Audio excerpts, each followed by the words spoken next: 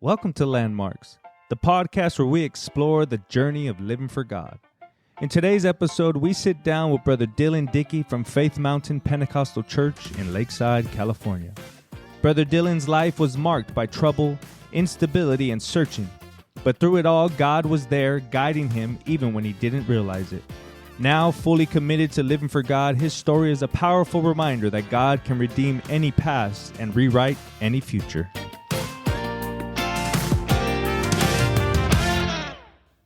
Well, praise the Lord, everyone, and welcome back to another episode here on the Landmarks podcast. So thankful you decided to tune in today, and I'm excited today because we have an incredible young man here with us today on the episode. We have Brother Dillan Dickey from our local church, Faith Mountain Pentecostal Church, and he's here to tell us of God's goodness in his life and landmark moments. And we also have his brother, Brother Mitchell Fleming, a.k.a. Brother Boogie, a.k.a. third ever episode on Landmarks. I think it was second or third. But anyways, thanks, Brother Dillan, for coming onto the podcast. Yeah, it's an honor, really. I've listened to all the testimonies that you've posted so far, and it's just so cool to see how they can praise and they can sing, and these are people that I go to church with. Yeah, their stories on. Yeah, that's awesome. Yeah. Definitely an honor. Brother Mitchell, thanks again for coming back on to the podcast. You know, we've talked about part 2 and multiple different new episodes, but I'm glad I'm back. I enjoy this. Yes, sir. This might be a part 1.5. Yeah. I don't know. We'll see how it goes. We'll see what happens. But anyways, thank you everyone for tuning in. Again, we have Brother Dillan Dickey here, and he is a young man. Before I get to that point, I like to say something about the guests, something from my perspective that as I see our guests from church, and just living for God. And Brother Dillan, ever since you've been back home with us, it's been super awesome to see you just, selling out for God, praising God with all your heart. And you may not know it, but it really goes a long way, especially when it's something you do on the regular that may be something just regular for you now, but coming from me, it's been a joy, and just it really encourages me seeing you praising and worshiping God with all your heart, just sold out as a young man, in a world that we're living in, that not a lot of young men are sold out living for God the way you are. And I appreciate you, and thank you again for being here. And the trend of Landmarks since we got started, it just has naturally flowed into guests coming on to the podcast and sharing their story, their testimony, while hitting on landmark moments, talking about God moments, maybe some rough times in their past, but ultimately giving a little bit of a storyline of how they ended up where they are today, living for God with all their heart and sold out. So, Brother Dillan, we want you to do the same thing most of the guests have done so far, and take us back, tell us of your story, and ultimately, how did you end up where you are today? Yeah. Well, my name's Dillan Dickey, and I'm 17 years old. I guess we can start from the beginning. Yeah. I was born in Southern California. I'm not sure what hospital, but Grossmont. Was it? Right here in San Diego. That was sharp. Oh, okay. I don't know anything still. Yeah. I'm newer to California. This was all when I was younger. Yeah. And I spent 11 years in California, and my first early years consisted of a lot of in and out of the system, the CPS system. I think about 5 months after I was born, I was put in a Polinsky, separated from my brother. Much about that I don't remember, but definitely what I do remember, it wasn't very pleasant. Yeah. I think I can go as far back as when I was about 4, and I think we were getting ready to get out of the system. I was in my last foster home with a woman named Mama G, is what we called her, and she was just an angel, really. I was there for about. Is that the one that you talked about, Boogie? Yeah. Yep. So that was the last foster home we were in. I think Dylan was 4 and turned 5. This is cool hearing Dylan's side of the story now. Yeah. You know. Yeah, I started school, I think, in that foster home, and I did a school year and a summer. I'm pretty sure. I remember when I first met her, it was a little new to me. It was a new family, and I think I would have been used to it, but no, not yet. I remember asking her, even though I didn't know her too well. I just knew she was nice and she took care of us. And I remember one day I asked her, I said, Mama G, she had these dark, almost purple circles under her eyes. I remember I said, Mama G, how come you have those? She goes, oh, I'm working every night trying to get you boys home. That's all I want to see is that you guys can go home. Wow. And she did, definitely. And she made it such a pleasant living space compared to some of the earlier ones I had. Yeah. It was difficult for me, but she made it the best. I know we went to a little bit of church with her, but I didn't remember much of that. I couldn't say that was my introduction. We had pretty much spent the whole service in Sunday school, but it was still it was an introduction almost. But not long after that, we were leaving. When I was about 5.5, that was it. We started getting visits back with my mom, and she had moved into an apartment building where I think we'd shared one room, right? It was the 3 of us.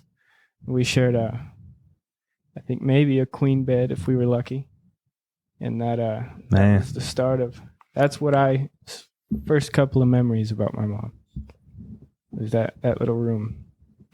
And I remember not long since we started living there, my Uncle Wayne had started to come by. Hey, you guys want to go to church? Yeah. And I remember Mom, she's like, yeah, I'll go. I want my boys to go.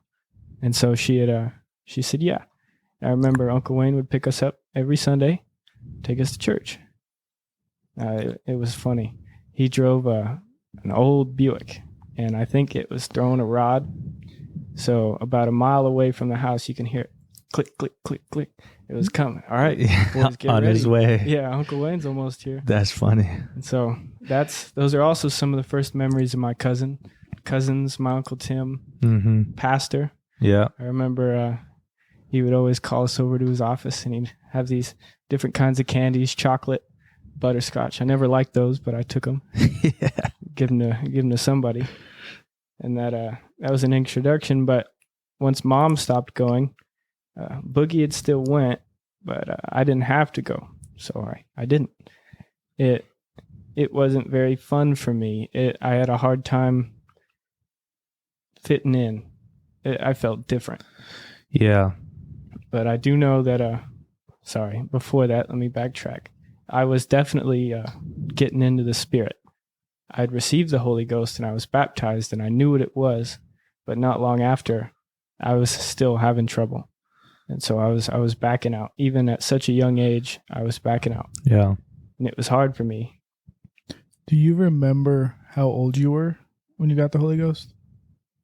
I think I was 6. Yeah, I remember it was a Sunday school event, but it was a very young age.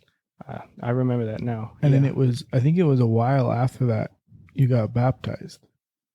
Yeah, I don't think too long, because I remember Pastor had asked me. He asked me and my mom, do you want to get baptized? I said, yeah. Let's do it. Everybody around me, I knew what it was. It sounds like a great idea. But not long after getting the Holy Ghost and being baptized, I remember praying in the altar as much as a 5-year-old kid could do, 6-year-old kid. And mom had come up to us and she said, "Hey, we need to go to the hospital. Your dad's in what was it called?" He was in the ICU. I guess they would have called it critical condition. Yeah, critical condition. We had to go see Dad. Oh man. And I remember showing up to the hospital. Yeah, he had his eyes closed. He couldn't speak. Critical condition. I think he was On life support. Yeah, life support. Yeah, he was fully unresponsive, and fully hooked up to machines. Yeah, By the Man. time we got there. What was your relationship with Dad before that, or was there, if you remember anything at all? If I was lucky, he'd take us to Hometown Buffet or Chuck E. Cheese if we were really lucky. Is that what you remember, Boogie? Yeah, so Dad would come pick us up every once in a while, and it would be like day custody or day visits, I guess. Mhm. And it would be Hometown Buffet, Chuck E. Cheese, sometimes Boomers or the Boardwalk, Yeah. one of those arcade style. Dude, all these names are so old school. I know none of them even Boomers. exist anymore. Yep. Fun for all.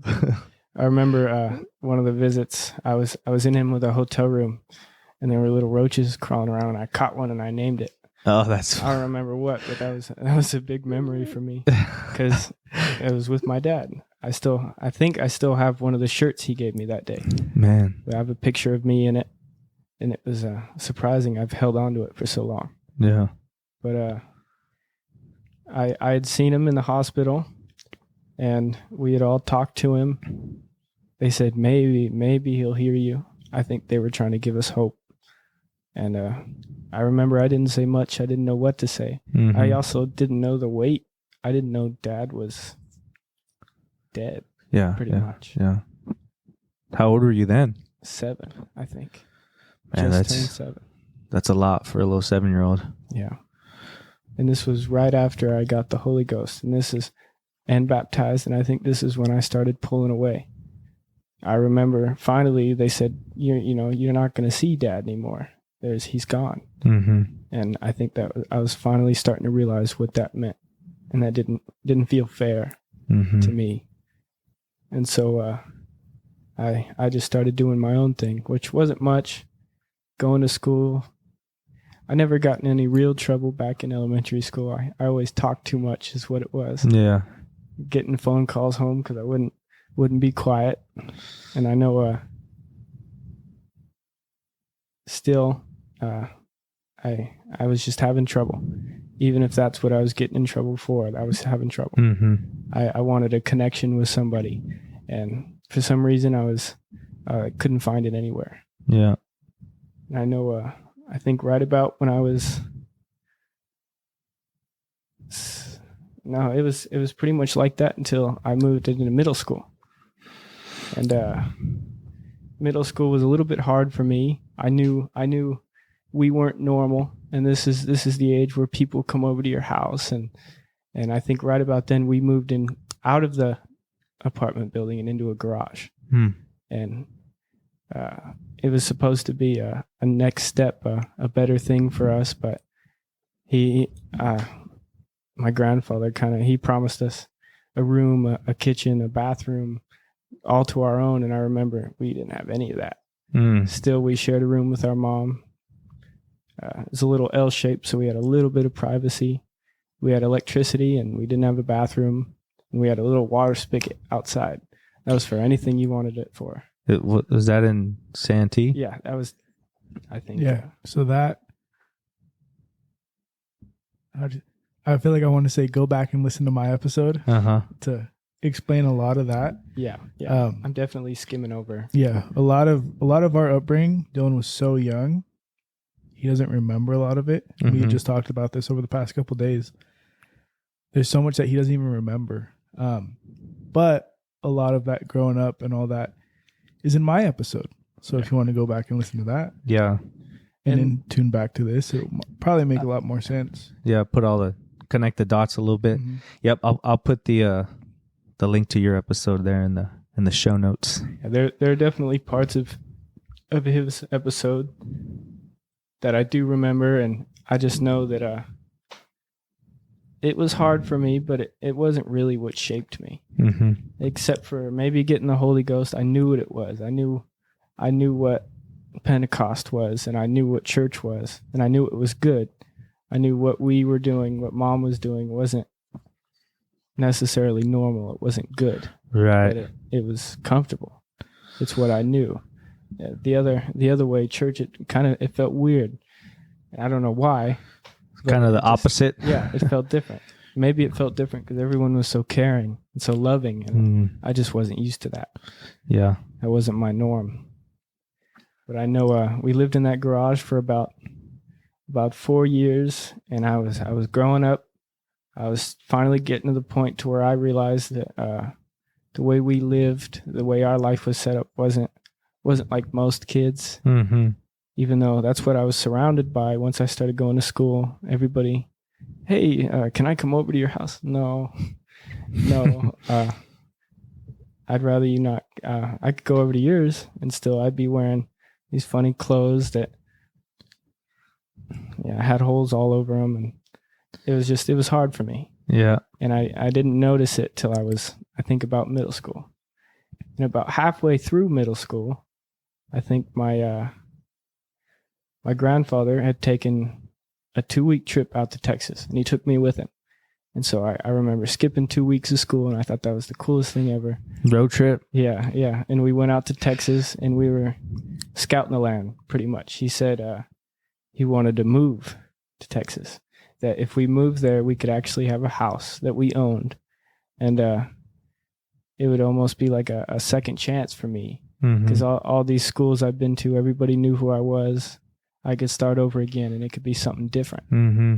And I remember, you had me at house. Yeah. Yeah. I wanted to go.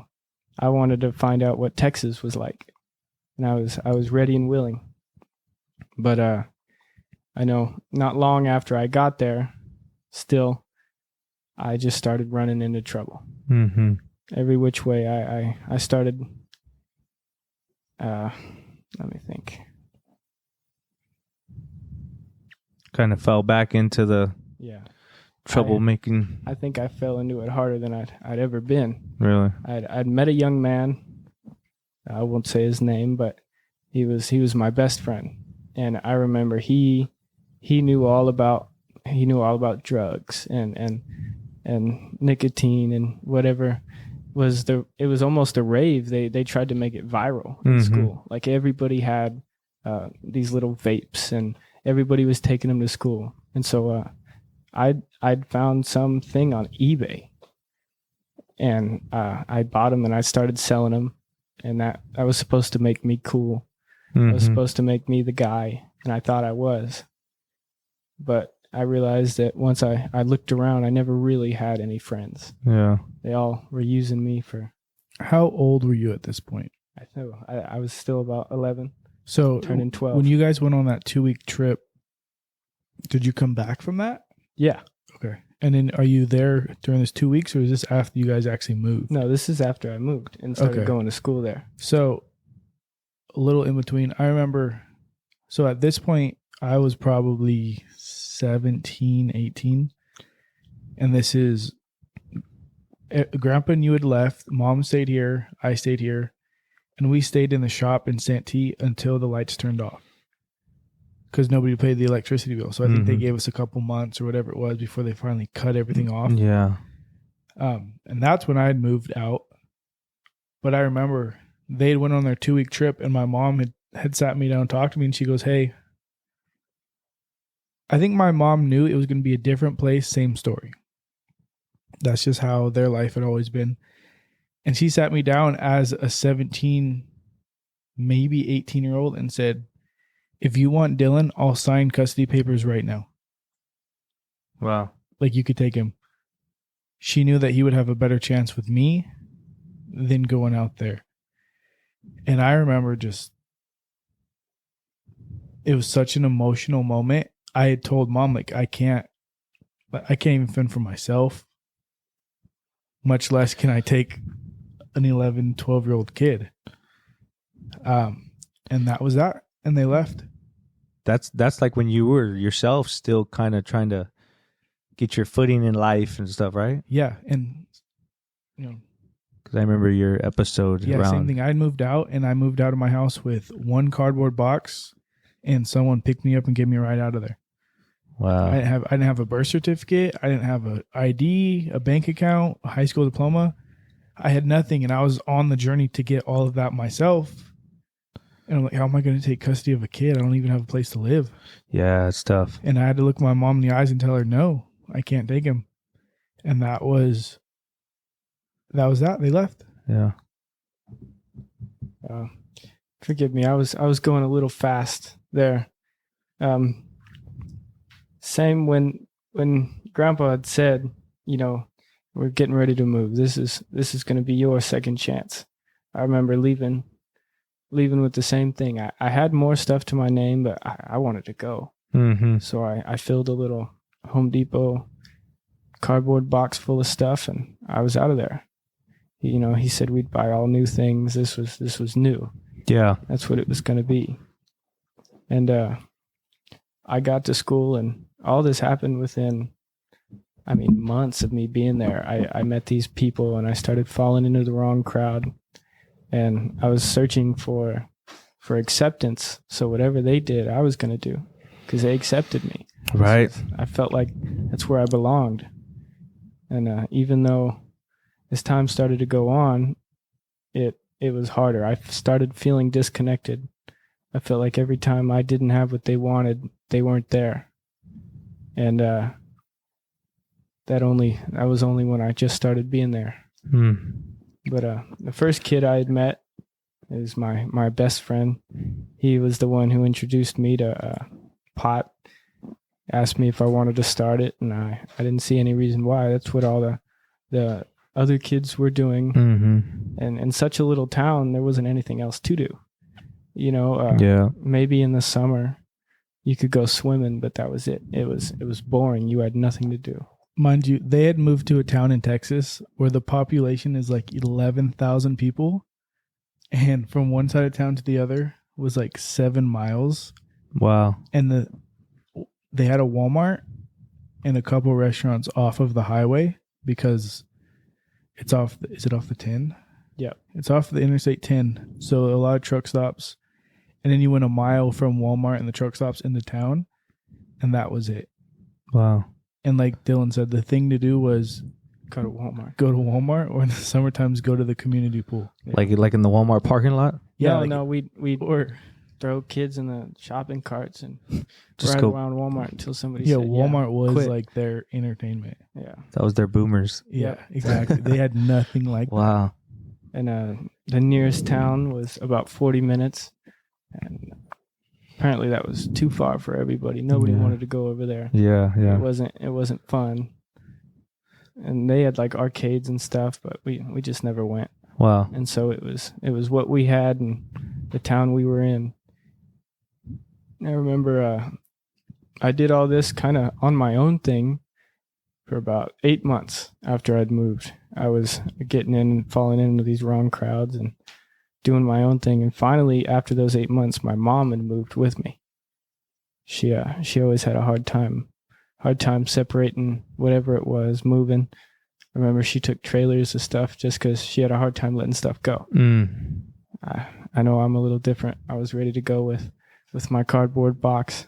I remember she brought me my stuff and she's like, "Why'd you leave this?" I don't know. I was ready to go. You're more minimalist. Yeah, definitely. Definitely. But I know once she got there, I got a little bit grounded, but still it just slowed the Why, just because your authority, that Yeah. your mom being the authority? You know, Okay. Grandpa, he just wanted me to go to work. Yeah. And once if I was not at work with him, it was my own time. I did what I wanted. Yeah. And it was difficult not being with my mom for those first 8 months, but it felt like I was grown almost. Yeah. Felt like I was an adult, like I was going to do my own thing. And that's what ended up getting me into trouble. I think not long after she was there, I started waiting until my grandfather was asleep and I'd start taking his car out. Oh, wow. And I didn't even have anywhere to go. I just drove. all the way until one night. I remember the police had pulled me over, and this is when my mom was in Texas, and I was intoxicated, and I remember just being so scared, and I was praying in that driver's seat. I never really prayed anymore. I said, God, just please let me go home from this. Like, I don't know what's going to happen. This is what people go to jail for. I'm just some kid. How old were you? I think I was about 13. 13 or 14 at the time? Oh, And man, you're toast. Yeah. I thought that was it. And just somehow, some way, I got the nicest cop in the police force. Somebody was watching out for me. And he was like, just go. I'll just take you home. I'll call your parents. They'll come get you, and you'll just go home. What'd you tell him? So he asked me, he goes, don't lie to me. Are you under the influence of anything? I said, yeah, I am. And he goes, is there anything in the car? I said, no. And I was telling the truth. I didn't have anything. At least not that you knew of. Yeah, that's later. No, but, and he said, okay. He's like, where did you come from? And I remember lying to him because I went to go meet with a friend of mine who was over 18 in some hotel room. And I just thought I was the stuff driving over there. And yeah, it just got me in so much trouble, and I was scared. Was this the time that you wrecked the car? No, that was another time? Yeah. And you think after all that, after praying, after getting saved from what I thought was a dire situation, I just kept doing it. Wow. I didn't feel guilty. It didn't register. No. I just said, oh, I'm lucky. And I just kept going on. And I know it was like that for a long time. I think until I just got tired of it. And I just stopped doing it just because simply I didn't want to. I thought I was going to get in trouble again one night, so I stopped. That was a little ringing of the bell I needed. Not actually getting in trouble, but thinking I was going to. Yeah. And still after that, I remember my grandpa, he always had cash or something. So I just remember stealing from him and thinking that was gonna do me some good. And I remember he would just get so mad at me, and it just wouldn't matter. I didn't care because it didn't register. It wasn't something that was important to me. Yeah. And it was just that string of trouble and tribulation and thievery and lying just for so long, I think, until here, we'll backtrack a little bit. Yeah, what's crazy is that you still are so young, but it was crazy was that you were so young. Yeah, 13, 14. I think, I don't know if it was that time you got pulled over, but it was because he got pulled over a couple times. Twice. And one of the times he had wrecked the car. So one of those two times I had gotten a phone call and told, like, my mom had told me what happened, and there was other things that were going on. Like, we knew you were doing drugs. We knew, which I don't know if you knew that we knew. No, I didn't. We know. My mom knew. Yeah. Stuff would go missing in the house, and we knew what was going on. And I remember my mom called me, and it was just so, like, that conversation my mom had with me before they left. She was like, if you want him, I'll sign him over to you. And that would just kind of haunt me. Because I'm like, well, if I took him, none of this would have happened. Even though I knew, I mean, it probably would have been bad either way because I couldn't have provided for us. But that would kind of haunt me. And to get these phone calls and to know what was going on with him literally broke my heart. Man. Because same thing with my podcast. Going through the system and everything, my main concern was keeping my brother safe. Yeah, you mentioned that several times. Like, it was, okay, everything else is gone. I have to take care of Dylan. And that's what it was. And it got to the point when I moved out, I was like, okay, well, I have to take care of myself first before I can take care of him.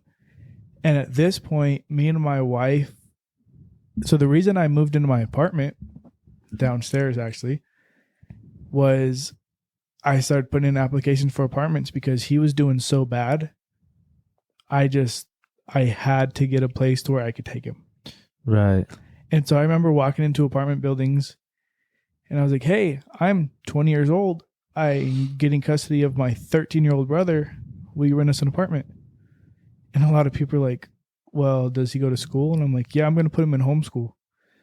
And they're like, you're going to leave a 13-year-old kid at home all day with no supervision while you work 40, 50 hours a week. Because I think at the time I was working 6-7 days a week. And they're like, no. Everyone said no. And I finally found this little inky dinky like studio apartment in El Cajon that I forged pay stubs and all kinds of stuff to get approved. Yeah. And I'd put Casillas as a reference. And so it finally got to the point where they were calling my references without just telling me no. Right. And Casillas was like, hey, they called me as a reference, said nothing but good things, but are you looking for an apartment? And that's how this all fell into place. Right.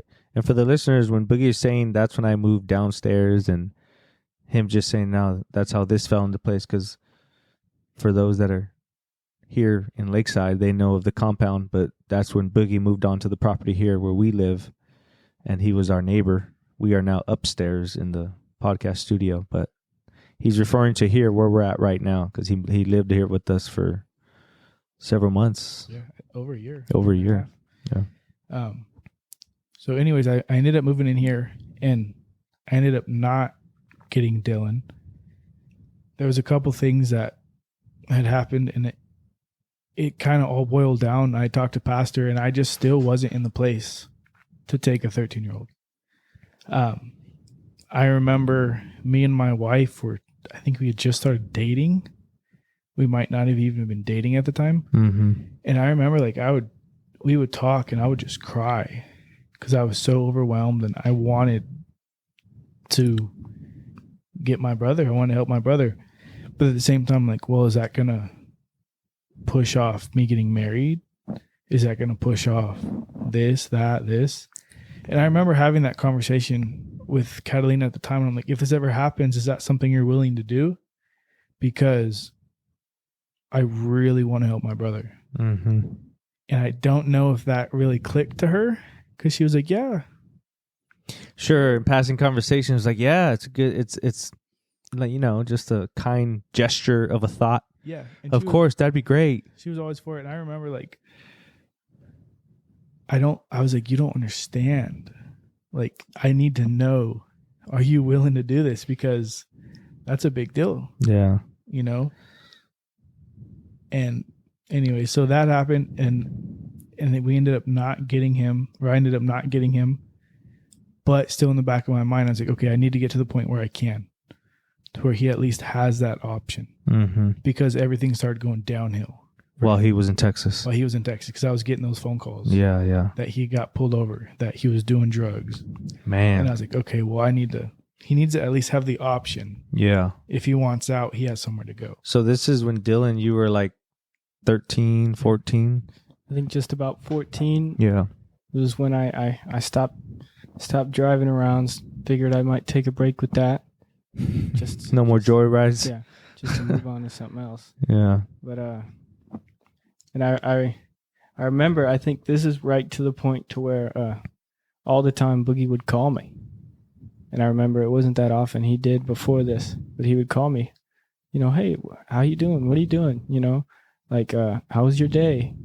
And I remember sometimes I wouldn't pick up because it wasn't interesting to me. I didn't want to talk to him. Not just, I loved him and I knew he was doing good. He was the good one and I was the bad one is what it felt like. Yeah. And I didn't want to say something wrong, and he just knew I was doing worse every time. Mm-hmm. I didn't want to keep talking to him just because I feel like he might judge me is what it felt like. Mm-hmm. And I just didn't want that. But I know that's what I felt like, and I know every time he called me, still it made me feel better. Yeah. Because I knew he cared. And I know he was trying. I just didn't want to try back. Yeah. And I think not long after this, I was really getting heavy. I had tried everything almost. All the harder stuff. I wasn't into it. I was just a pothead for most of my life and younger life. Mm-hmm. And I remember it was almost like I held a streak. There wasn't a day I went without it, even if it was the ittiest tad bit. It just felt like no matter what I did, I needed it. Wow. I was addicted. It was something I couldn't sleep. I couldn't live my day without, and it was eating me. And I knew it, but I didn't care. Right. I didn't care. Nothing I really cared about. Not much. Just getting high and doing whatever you wanted to do. Yeah. Just living free as a song, I thought. Yeah. And I think right about this, it was the same story, same song. Still, I knew what church was, but I was trying to deny it. Mm-hmm. I was like, oh, that's not for me. There's no way that's the only way, And I just remember like, I'll be okay. This isn't the end for me. Yeah. I'll pick it up someday. I'll get better someday. I might never start church, but I'll become stable someday. Yeah. And it was always tomorrow. Or maybe I'll do it tomorrow. And it was like that every day, I think, until one winter night. I think I was 15. And I got home, and it was freezing cold. It was so cold in my room, I could see my breath. And so I knew what I had to do. I had to go light the propane space heater, full blast, and smoke whatever I had so it would relax me, and I went to bed. Mm-hmm. And I remember I woke up and I couldn't breathe. And here, let me backtrack just a little bit.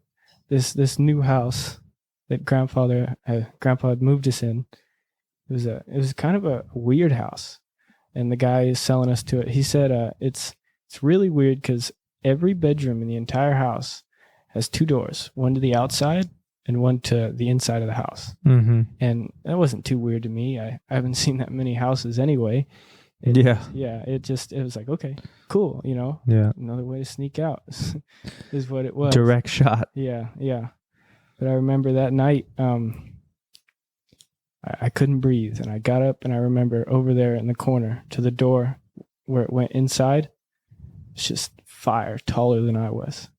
The space heater caught something, blanket or whatever, over by, and it was just smoking. It's smoking so much I couldn't see, I couldn't breathe.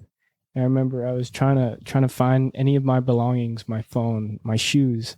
I didn't have a shirt on. Wow. I couldn't see it. There was nothing. I could see the door out.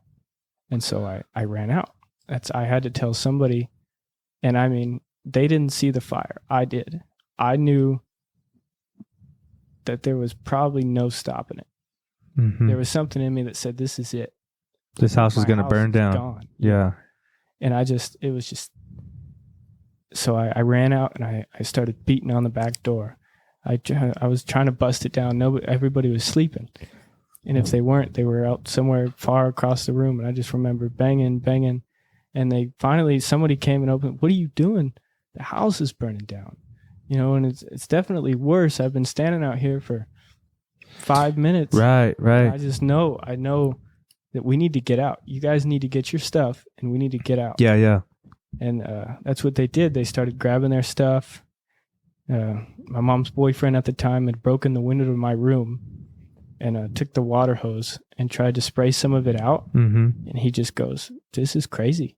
I don't think I can.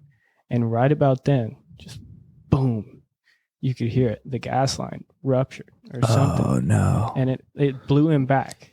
And you could see the flames billowing out of every window in that room. Oh, no. Yeah. Oh, Here, my Boogie goodness. has a picture of Let me see the that. aftermath.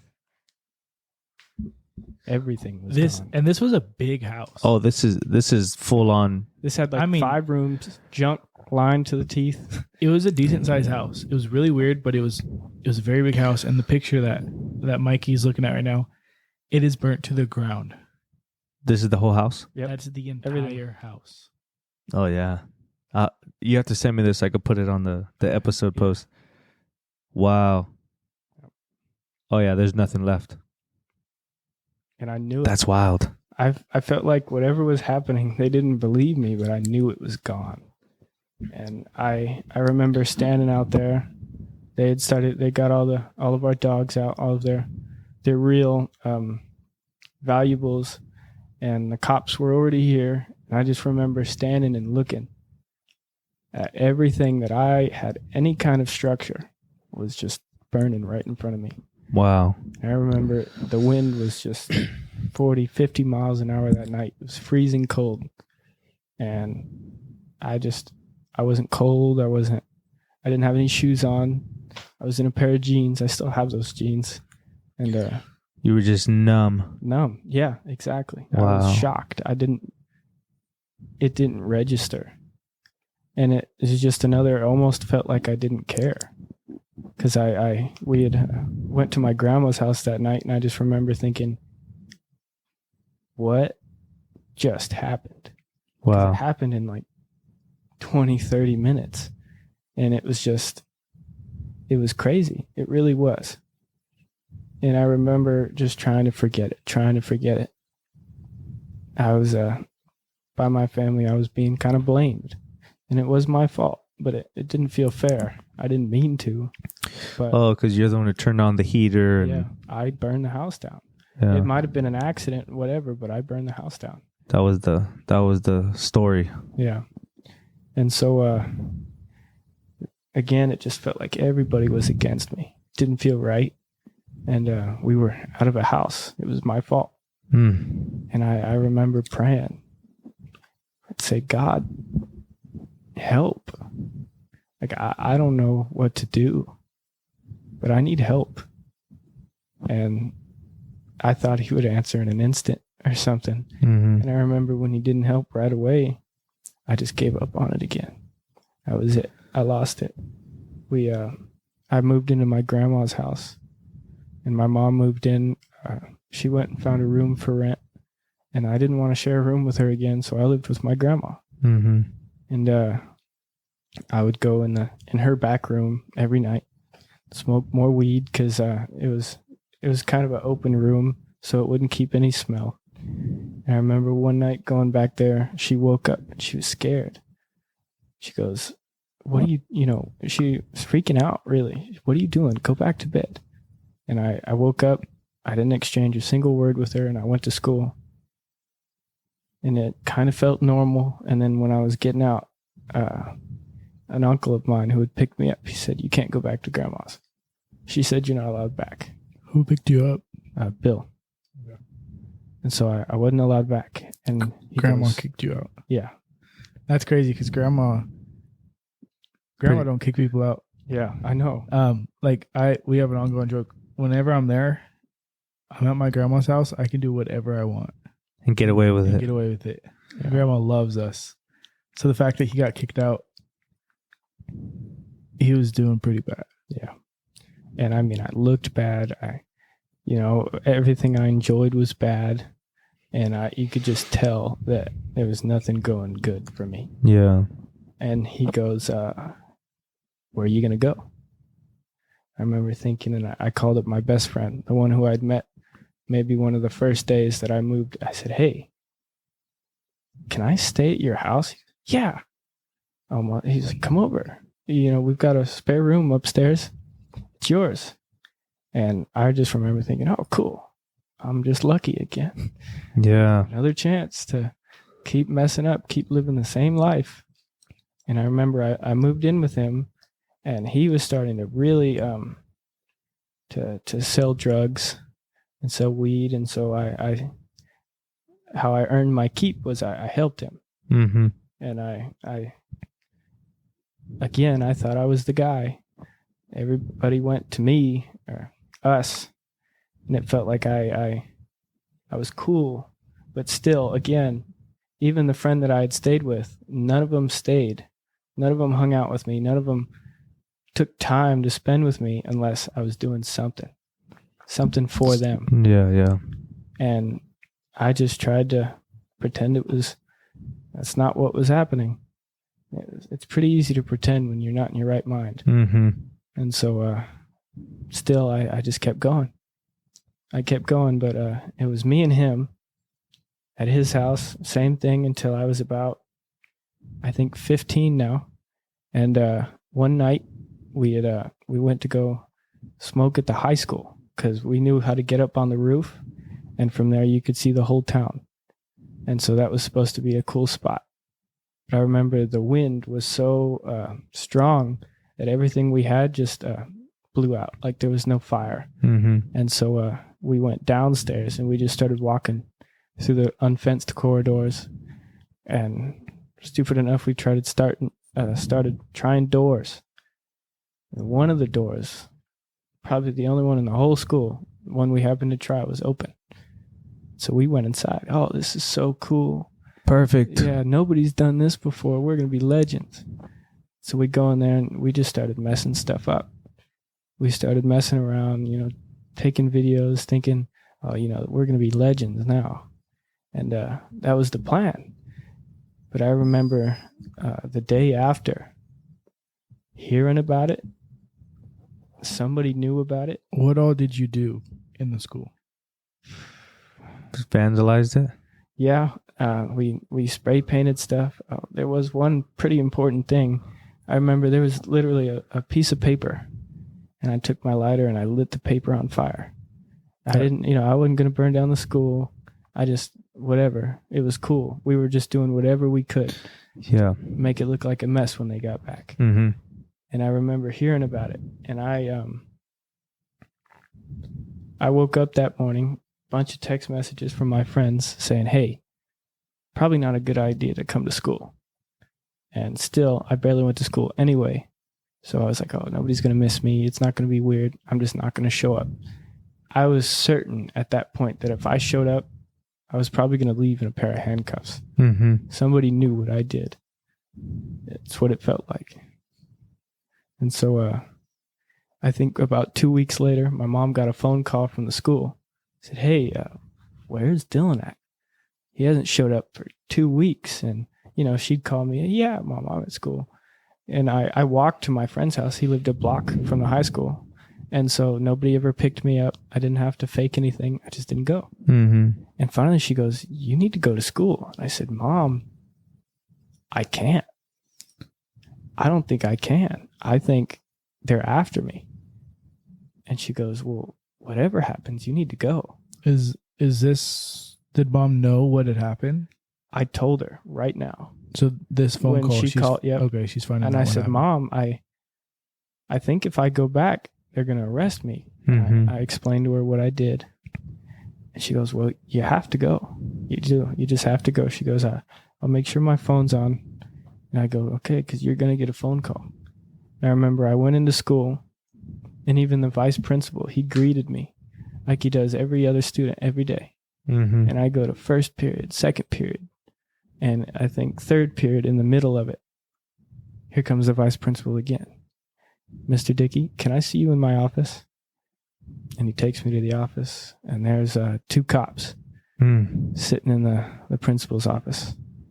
He goes, can you reach behind your back for me? Click the handcuffs on my arms. And they called my mom. They took me straight to the courthouse. And there they told me, they asked me questions. They go, we're asking you, but we know. We know what happened. We have proof that you were here. We have surveillance. I go, deny. No, what are you talking about? They go, it's over. And we're taking you to the holding center. You're going to have court, if you're lucky, in a couple of days. Wow. And so there it was. I'd seen Mom. Mom saw me. And by then I was wearing full shackles. I had shackles on my arms, shackles on my feet. My arms were connected to my belt. And I just, still, it wasn't registering to me. And you were how old at this time? I was 15. Wow. And I remember still, That's wild. I didn't think about it. I was waving it off. It wasn't something that was happening. I just wasn't going to let it. And I remember I had talked with the probation officer, and he was actually a really nice guy. Mm-hmm. And most of the cops that I've dealt with since then have all been really, really mean to me. And they've, like I'm just scum like everybody else that they've ever dealt with. And it started to be what it felt like. Because, I did a pretty bad thing. And I knew I did. Yeah.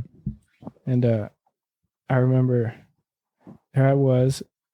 He was taking me to the holding center. And we had started talking about a show he liked. And I liked it too. And he was like, oh, you're pretty cool, and he took me to Taco Bell. He goes, you're not going to get any good food while you're in there. He goes, I don't usually do this, but I like you. And I don't know what it was, but I gained a little bit of favor. And so I go to the holding center. Finally, about an hour and a half drive to the whatever town had the holding center. And they booked me. They took my picture. They put me in, and I remember there was all these kids there, and they go, yeah, I went, and one of them, he said he murdered somebody, and one of them is just some big-time thief, and I was like, I'm in here with you guys? Yeah. I'm that bad? Like, I just made a stupid mistake, but it was that bad. It really was, and they had been in this holding center for months. Because the court just didn't want to deal with them yet. Yeah. And they were going to stay there. And for some reason, my little town didn't have enough juveniles to deal with. So they took me. I think I was out of there in 4 days, 4 nights, which is pretty early for most people who have stayed there. But still, I remember sitting in that itty bitty old jail cell.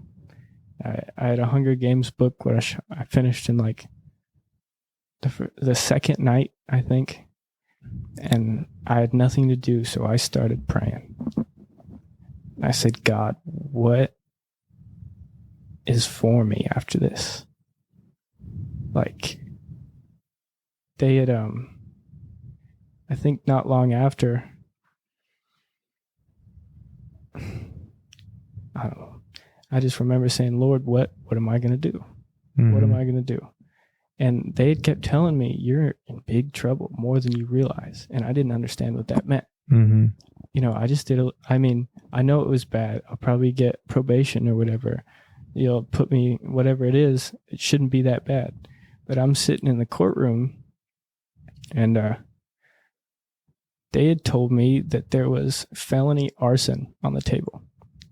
Because of the piece of paper I burnt previously. Oh, wow. They were under the influence that I tried to burn down the school. And I remember the lady had asked me, she goes, what is it, some trend now? Like, is that what kids are doing? What? What are you talking about? Mm-hmm. Like, no, I didn't try to burn down the school. That's not what I wanted to do. That wasn't my intention. And then she just looked at me with disbelief, laughed it off. I'm just everyone else you'd ever seen. Wow. And I know not long after, they were talking to the district attorney. And the district attorney also happened to be the junior probation officer who took me to Taco Bell. And it was his choice whether or not the felony stuck. Bro. Yeah. And it didn't. And at that moment, I kind of knew it didn't because I knew we connected. But I didn't think like, oh, I've got favor. Like somebody's looking out. No, I just thought, I'm just lucky again. Wow. I'm going to get out of this. And I remember finally after that, they had offered me what was called a deferred sentence. Instead of going to trial, them showing evidence and putting me away and me trying to plead not guilty, I could accept 6 months probation. And that was simple. Mm-hmm. Like I couldn't risk going for more. I couldn't try to plead innocent. I just agree on 6 months. Agree on guilty, they'll drop the felony, and then you get the 6 months. Yeah, it wasn't agreeing on guilty. Oh. It was agreeing not to go to trial. Oh, well. Which was, I guess, why they called it deferred, because nothing had happened. I just go for 6 months. Mm-hmm. And I was like, well, that kind of sounds like a good deal. So I'm going to take it. I'm going to take my little probation. house arrest, whatever it is, and I'm just gonna stand it out. Accept that. Yeah. Yeah. Because whatever happened, I knew I was gonna be found guilty. Did you Wow. have any coaching throughout this, or was it just kind of like, oh, I think this is a good deal? So my attorney, he was like, they're gonna give you a deal, and deferred is probably the best choice. Because if you go and take the trial, Oh yeah, if you deal with it, Then you get like worst case Yeah, sentence. yeah, if he gets convicted of a he's like, felony. say you get off or you get worst case. And the DA was the one who offered the deferred sentence. Wow. And he goes, something happens, but he likes you. I knew, I talked to him. I said, one day I want a job, and I want to stand up, and I did. But at that moment, it just felt like it was all some game still. Yeah. Man, but little did you know, God was working in all those Yep. Somebody was moments watching that, over me. yeah. So Not somebody, God. Yeah. Yeah, for sure. So like I got a phone call with this incident as well, and it comes back to the same thing. I'm just like, oh man, He's toast. he's toast. Like it's just getting worse and worse, and I'm just watching it all from across the country. Yeah. There's nothing I could do. And I remember, like, I told mom had called me and told me, and I was like, because the first time she had saw him, he was in his shackles and handcuffs and like fully cuffed and was going to jail. And I told mom, I was like, was he emotional? Was he like, was there any sense of regret? Like, what's going on? And she goes, not really. And Dylan said, I don't think he had fully realized what was going on yet. She's like, not really, but I think as you had got to the car, she's like, do you want me to call your brother? And I think he started crying. And he was like, no, don't call him. And she never called me. I found out from an uncle What was all going on? what was all going on. And I was like, well, thanks, guys. My brother's sitting in a jail cell, and I don't even know what's going on. Yeah. I'd found out days after, apparently 2 weeks after or whatever. And same thing. It's like, okay, well, and I think at this point I might have been engaged to Catalina. And I'm like, well, I can't do anything. What do I Kind do? of, you're over here living your life, and Yep. Dylan's kind of living his. Yep. So Wow. So with all, I know there's probably a lot more details and stories, but how about let's jump to like how did you and Boogie eventually get into contact and talks about you coming back to California? Yep. So right after this was my wedding. After the court hearings and all that? Like he had to get permission to come to California because he was on probation. He was going to his PO once a week, getting drug tested. And so it was like, hey, can I take a week and a half, 2 weeks off to go to California? For your wedding? I'm going to my brother's wedding. Uh-huh. And so they granted him permission for that. Everybody came out. He was a groomsman in the wedding. We had kind of separated. We weren't as close as we used to be. Like he said, I would call him a lot, and he just wouldn't answer my phone calls. So I kind of just stopped calling. But from the wedding, something was like, okay, I need to get back in touch with him because he wasn't doing good. Like you can physically tell from his appearance, and just like you could tell he was tweaking. Jeez. And I remember came out here, I got him a haircut, shaved his face, he had a little goatee. And I was like, well, you need to be presentable for the wedding. I went and bought him a suit, and like he had nothing. So I bought him a suit anyways, got him presented for the wedding. After the wedding, they go home. I went on my honeymoon, didn't even think about it. Well, not even a year into the wedding, we took a road trip to Arkansas, go see family and friends. And on the way there, you drive through Sweetwater, Texas. So I told Dylan, like, hey, I'm going to pick you up. I'm going to bring you with us for the week. I'll drop you off on the way home. It's not out of the way. It's nothing. Same thing. I picked him up, made him shave his face. I think we got him a haircut. And just like cleaned him up a little bit. But there was these little things where I was doing my best to get a hold of him. And so from that summer, that was in the summertime, a year later, Philip and Michelle had got married. Tim had drove Michelle's car from San Diego to Arkansas. Mm-hmm. Same thing. You go right through Sweetwater. Yeah. And he got a rental car and just drove the rental car home. Right. And I told Dylan, I said, come spend the summer with me. You're on summer vacation. Just come spend the summer with me. And he's off of probation at this point? At this point, yes. So you successfully completed that, and you stayed out of trouble. You managed to stay out of trouble. A little bit. He managed to not get caught. Yeah. He was still Okay. same old. He just never got caught again. And yeah, still, I figured it was just another lucky break. Jeez.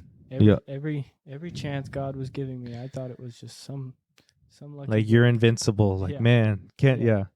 Okay, so Brother Tim took the car and Brought him back, and this was the week of Youth Connect. So right, like as of today, about 2 or 3 weeks ago. 2 or 3 weeks ago, it was a year.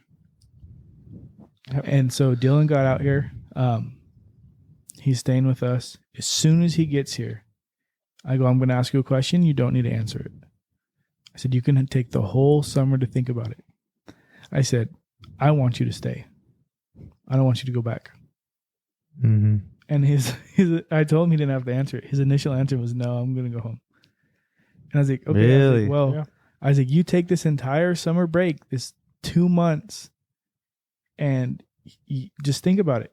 Because I had already gotten the time off when summer was over to drive him home and spend time with my mom and my grandparents. Mm-hmm. So I took like a week off. I was like, listen, it's already scheduled, so I'll take you home. I was like, but just think about it this summer.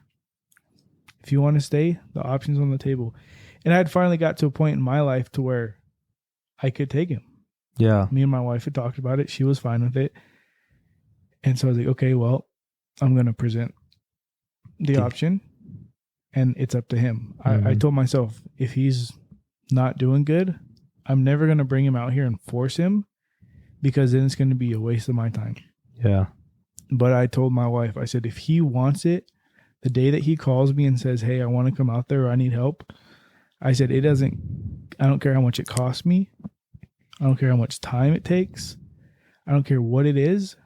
I will do everything I can to make sure it works out. The option is still there on the table. The option's going to be there for him no matter what. Yeah. And so the first week I gave him that, and I told him, think about it for the summer. And yeah, it was that whole trip. I started out thinking that was a very bad idea. That's not something I was going to do. to stay here was a bad idea? Yeah. My friends were waiting for me. I wanted to continue partying and doing the life I was doing. And becoming a legend. Yeah, exactly. Mind you, the week he was here for a week, I think, to the day, 7 or 8 days. I said, Dylan, how long have you been clean? I said, don't lie to me. He goes, how long have I 8 been here? days. A week. Yeah, literally his answer, about a week. And I was like, bro, like, what am I getting myself into? This was a week into him coming for the summer? Yeah. He had been here a week, and he'd been clean for like he got high the day before Tim picked him. Just straight from the... I think on the car ride home, I was coming off of mushrooms. Yeah, And he slept the entire time from Texas to here pretty much. Uh-huh. And he was just coming off of a high. Man, so you detoxed on the way home, on the way over here. I remember, So, yeah. Sorry. Nope, I was just going to say, so go ahead. You can continue. I'll jump in right now. And they said, you're staying at the Pennicents. Oh, the Pennicents. Oh, okay. Well, I'm not going to bring anything. That's not right. These are godly people. I'm bad. I'm who I am, but I'm not going to disrespect their home and then try to bring my drugs and everything. And I'm just going to call this a tolerance break. And I remember just slowly coming off of drugs, slowly starting regaining a clear mind. I've been going to church. I've been praying. And I'm thinking, wow, that's what I was like? I was starting to realize in the fire when I went to jail, when I gained all this favor, that was God helping me out. I thought I was just some lucky duck. Mm-hmm. But that was God. Yeah. He was holding on to me and he wasn't letting go. Yeah. And my brother, was every altar call. He'd pray with me, and every service felt like pastor or the we had an evangelist come over. He was talking to me, straight to my heart, and I just remember thinking, what if I do stay? What if this is my chance that I might not get again, to quit now while I'm clean, while I'm in fair mind. I can stop. I can be somebody. I can make something of myself. I can have a life. Yeah. I can quit all this nonsense you read out of some stupid storybook, and I could take things seriously for once.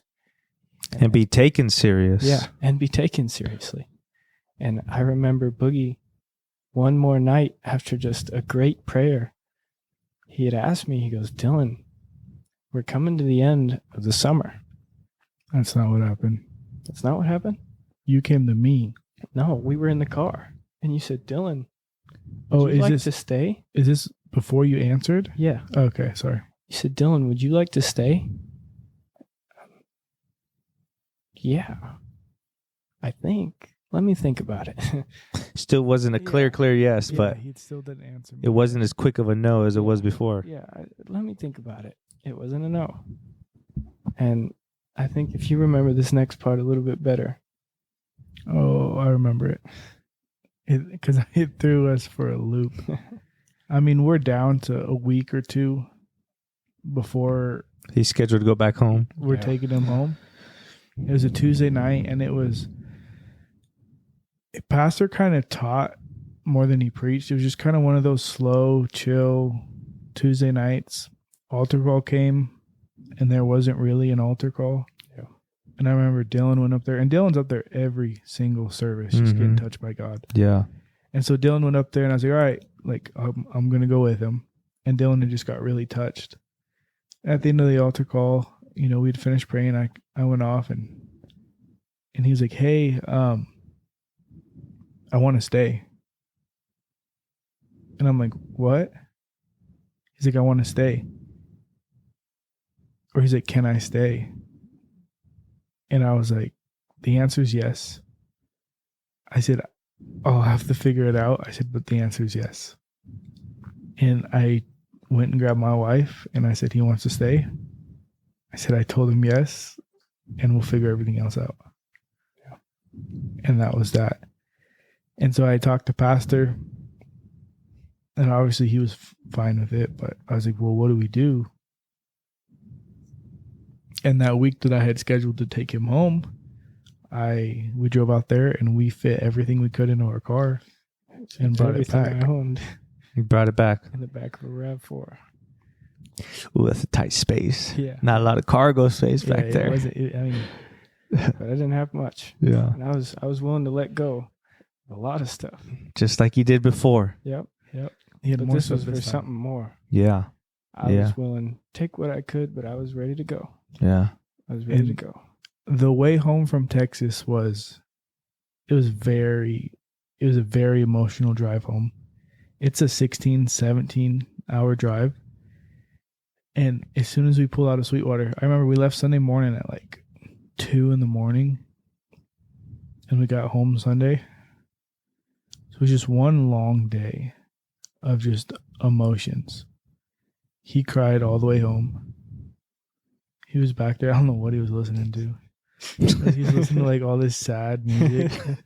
And I was like, I get it. I told him, I was like, you have every right. Like, this is emotional. Yeah. Like, I'm not going to call you a little baby or something. It's a big life moment. A shift in your life. This is a life-changing decision. Yep. And I told him, I said, I know how big it is because I made the same decision a couple years ago. I said, so cry, like you just take your time and do it. And so he had moved in with us, and it was like, okay, this isn't summer vacation anymore. So he had already made up his mind. So he was starting school. We already had him enrolled in school. Which he was behind in school. We got him enrolled in a charter school, and he started after we got back, like the week we got back. Right to it. Right to it. And I told him, I said, Dillan, I said, summer break's over. I said, he had his schedule for school. I was like, but life starts. I said, it's going to be tough. I said, but it's going to be worth it. So I'm kind of sounds like when Brother Casillas told you, exactly, does $400 sound all right? Yep. Like, what do you mean? I'm like, what? This is life. And I told him, I was like, it's going to be tough. I said, but it'll be worth it. So we had to set down rules. Mm-hmm. And I didn't know what to do with a 14-year-old. Mm-hmm. Or, I'm sorry, 16-year-old. Yeah. And so I called Pastor. I'm like, what rules do I set for him? And I think I called Scotty. Scotty has 3 teenage boys. I'm like, what rules do I set for a teenage boy? Mm-hmm. You know? And so we'd set down some rules and different things. And on the days where he had school, he would come down with me to work. He'd go to school from 9 to 12 or whatever it was. And he would spend the rest of his day with me. And then 2 days out of the week, he would stay home and do online classes. Mm-hmm. Well, we'd got him a phone, put him on our phone plan, and we have him on Life 360. And I get an alert that Dillan left home. I'm like, left home? I was like, where'd he leave? Where'd he go? And I was like, how is he doing 20 miles an hour, 30 miles an hour? I'm like, what is he doing? He stole my motorcycle and left. I borrowed it. No. He left. And I'm like, what? I was like, he took my bike. And so I remember calling him as I'm watching him on Life 360 driving down the road. Yeah. No answer. With the flame icon behind him. Yeah, Life right? 360. Yeah, it's like, okay. And there's a little car emoji. I'm like, oh, Yeah, the little race car. He's driving. I'm like, he either took my car. I thought he took my car. I'm like, okay. And so I'm calling him, no answer. And it made sense. He was on the motorcycle. Yeah, yeah. And so he gets home and finally calls me back. I'm like, hey, what are you doing? He's like, homework. I'm like, yeah. He's like, yeah. I was like, not doing nothing else? No, I'm just doing homework. What were you doing? Homework? And I'm like, I'm giving him every opportunity to tell the truth. Mm-hmm. And I was like, you didn't go anywhere? No, didn't go nowhere. And he had just got here. And I'm like, what do I do? Like, how do I handle Here we go. I'm like, oh, because I knew I signed up for a lot. Yeah. I'm like, how do I handle this? And so, did I call you out on it on the phone? He goes, I think you had asked a real question. You go, I know, like, tell me now before it gets too late. And then finally I cracked. Oh, he started crying. I took it. I just went a mile down the road. Yeah, he like went down the road and came back. I just wanted to take it for a spin. I just wanted to feel the wind in my hair. Man. So you made the decision to come to California. Yep. I'm sure there's other different transition moments amongst you guys and I mean, I don't know from my perspective, I don't know when you moved in. All I know is like you've been on fire for God since you came. Yeah. And as we kind of near the ending here of the podcast, as we're seeing the landing strip, why don't you talk about how it's been now from like maybe from when you came until now? Like what kind of growth have you seen? What is life like now living in California permanently now that you've been here for a year? Yeah, I went from not even thinking I was going to finish school, and I was ready to drop out and do something else. And I remember I got here and I was being serious and I was so behind, and I just stuck to it. I went and I worked and I graduated early, and I remember almost every day it was a work towards something more. Instead of just doing homework, I'd start reading my Bible. I prayed every night. It started putting a real, if I were to tell some little white lie, I'd actually beat myself up about it. I took the bike down the road, but I was defying what my brother told me, what Right. what my authority had said not to do. And that actually, it bothered me that I wasn't listening, Conviction was yeah. settling in. Yeah. And then I knew my past, and I knew what I needed to pray about, and parameters I needed to set for myself, things I couldn't do. And even if it was so simple, and I was ready to shave every day and never grow the little goatee back, because it's not what my fellow men of God did. And I was ready to change. I was ready to be a man of God. Yeah. He made up his mind. Yeah, I made up my mind. And Wow. I was going to be somebody. Yeah. Yeah. Yeah. I walked into his room not too long ago at like 11 o'clock at night on the weekend. I'm expecting him to be playing video games or something. I just swing his door open, trying to see what he was doing. And he was on his knees over his bed. And I'm like, what are you doing? And he's like, I'm praying. And I was like, oh. And he like got up and he's like teary-eyed. And I'm like, is everything all right? You know? He's like, yeah, this is just what I do. That's incredible. And I'm just like, yeah, everything's just fine, man. Yeah. Sniffles. and then so I sat down. I'm like, okay. He's like, yeah, life's just going really good. And he's like, I just want to, he said, like, I just want to build a relationship and I want to become a man of God. And like that right there was a landmark. For sure. They just kind of actually see that, and he's got a made up mind, and he's got that relationship, and so that was super cool to see. And he's over the past year, he's come so far. Yeah, he showed tremendous growth. Done so good, and I think a lot of it just comes down to he's made up his mind that he's going to live for God, and he's shown it. Man, that's amazing.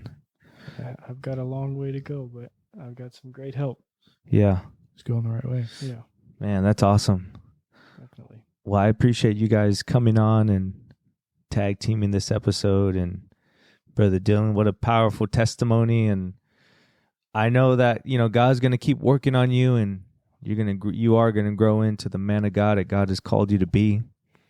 And Brother Mitchell, thank you for the side commentary and chiming in. Yeah, it was appreciated. Yeah, to make sure the memory was right on the story. Gotta keep him in line. There you go. Yes, sir. Well, Brother Dillan, lately, towards the end of the episodes, I've been asking the different guests to.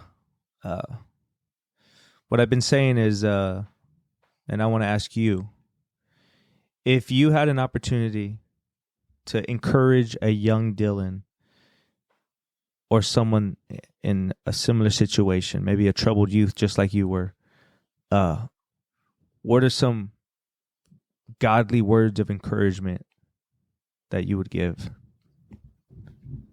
I think I'd like to say, take a step back and take a look around.